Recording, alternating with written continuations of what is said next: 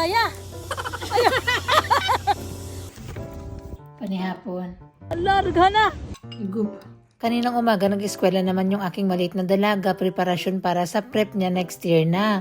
So naglaro-laro kami ng konti, nagpapatay-patay na ng oras kasi nga susunduin namin si Lola, nagsisyon sila ng kanyang mga amiga, nag-coffee-coffee sanda. So ayan nang nagantay na kami sa harap ng hotel hanggang naglabas na siya. So sinamahan muna namin mag-shopping. So hindi man kami pwede magtulong sa kanyang mga bibilihin. So gasunod-sunod lang kami ni Inday Astrid para kunyari hindi kami magtulong sa mga gawain niya para ma-feel niya na nag-shopping din siya.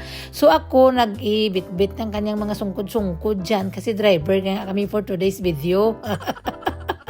Palaging busy pero laging napapasmo. So pagdating namin ng bahay, mabilisan lang ito. Nagluto na naman kami ng udong at saka sardinas.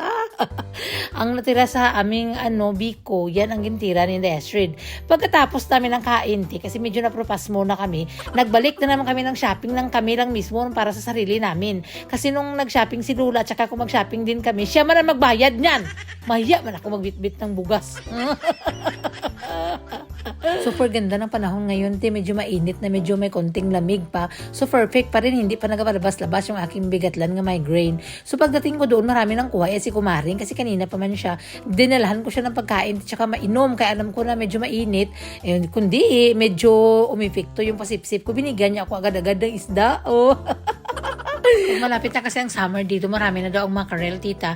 Tapos si Kumaring kuya, expert na yan sa pangingisda. Di pagkasabi niya na andito siya, di nag-apas din ako para kahit paano may makilaw din ako. Di may maisabaw pa ako bukas.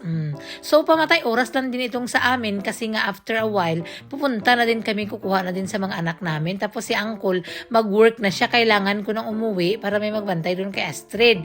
Kunti lang na mga bunit-bunit. Diyan nakakuha din ako ng parang 3. Plus, binigyan din ako ni Kumaring ko. Kundi, happy-happy ang auntie nyo. Ma-amaze ka talaga, tita, sa dami ng isda. Minsan parang sarap talaga idayban, tsaka pang iskupin na lang sila. Pero mas masaya din kasi kung may mga nagkakagat-kagat sa yung bait pa. Pero ewan ko pagdating ko, parang nagkaradula lang sila. Siguro natakot sa akin, di kayo maingay ako doon. Buti na lang kasi Kumaring marami nang nakuha niya. At least kahit paano balate, uwi kami ng hindi luhaan. Babalik lang daw kami bukas. Tingnan ko lang kung kaya ng aking kalawasan. Kung wala sa mga ginabatsyag, di pupunta tayo dito. Kaya parang may part-time ako bukas. Pera pa yun, ti. Pagkatapos uwi ng bahay, wala na akong oras maligo. Ti, amoy isda ako. Pero susunduin ko naman ang anak ko. Kahit alam mo naman nag-school, may trabaho na si uncle. Tapos naghugas ng isda para ready pa ni hapon. Nagluto na ako. Maaga pa lang nagluto na ako ng dinner ni Lola.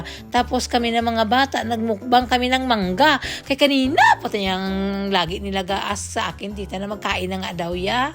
Kahit na hindi lang ito green tea, at least kahit papaano, medyo crunchy ang kilid niya. Tapos very soft ang gitna niya. Dugay na yan na gusto nila na magmukbang te. Kasi nung nagpunta kami sa Melbourne nung una, gusto namin bumili ng green na mangga. Bawal man kasi bitbitin pupunta dito sa South Australia. So pagkatapos naluto yung aking pasta, nagpunta naman ako dun sa trabaho ni uncle kasi may nagbigay ng flowers para kay Lola. So binitbit ko namin naman ang kadlaw niya kasi may naghatag sa kanya ng flowers mo. Nagwater naman ako ng mga kamatis sa aming hacienda del Olbo. Tapos namulot ako ng extra naman sa succulent sa dalan. Ambut na lang pati yung mga dalgin pulot ko ay ginatapon nga nila. Maganda pa man ito, tita. Pero yung karamihan ng mga succulent nakuha na ni uncle kanina.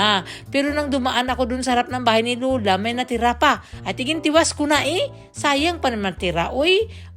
I-replant ko ito para maganda na naman ulit sila.